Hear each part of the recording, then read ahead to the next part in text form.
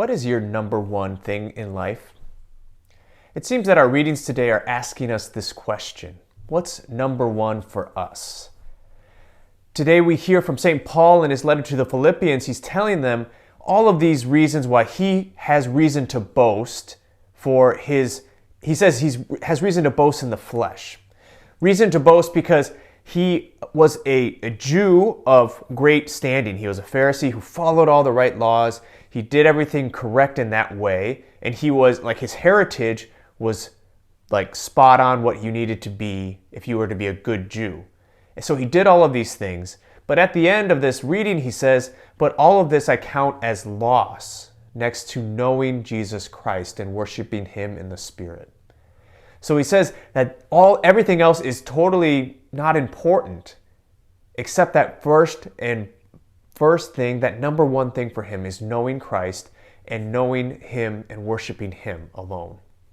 Then in the gospel, Jesus is responding to the Pharisees who are accusing him because he is eating with tax collectors and Pharisees. He's eating and breaking bread with sinners. And they see that as a scandalous thing.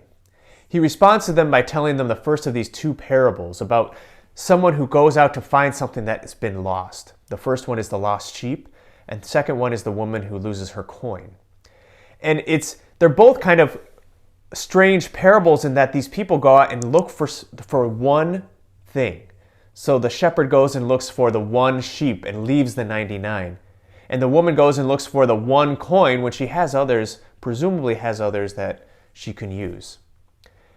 The message here is that this is what God does. His number one thing is each and every one of us.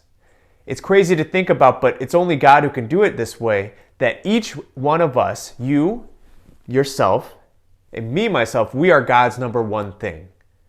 Each one of us, he wants every single one of us to be able to know, love, and serve him, and to be with him forever. So that's God's number one thing. Paul's number one thing was Christ.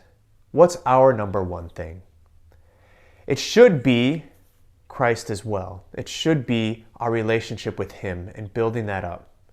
So today, what are the ways that we can reach out to God and put him in the first place?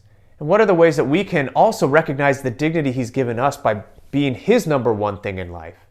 Do we treat ourselves as that precious? Do we treat ourselves as that valuable when we know that's how God sees us?